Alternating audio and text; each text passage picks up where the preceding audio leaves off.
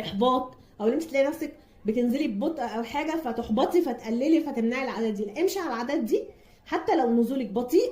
هتبداي لو انت مشيتي على العادات دي، بقول لك ايه، قليل دائم خير من كثير منقطع. لو مشينا على العادات دي بالراحه كده وواحده واحده، وتنسي ان انت بتعملي رجيم، لا انت بتمشي على عادات صحيه، انت ماشيه على حاجه صحيه لصحتك انت. مع التدريج ومع الوقت هتبصي تلاقي نفسك بتنزلي في الوزن، صحتك بتتحسن، ادائك بقى احسن، طاقتك بقت احسن، كل حاجه هتبقى معاكي احسن. وان شاء الله باذن الله كلنا هنمشي على الخطوات دي، وهنمشي على العادات دي لصحه افضل، والطاقه احسن، ولوزن افضل. وان شاء الله نشوفكم في فيديو جديد. وما تنسوش بقى اللايك والاشتراك في القناه. وعايزه كومنتات بقى حلوه كده اهو، وتقولي لي ايه رايكم في الفيديو. ولو في حد عنده اي تعليق او اي استفسار عن اي حاجه يكتب لي في التعليقات. والسلام عليكم ورحمه الله وبركاته.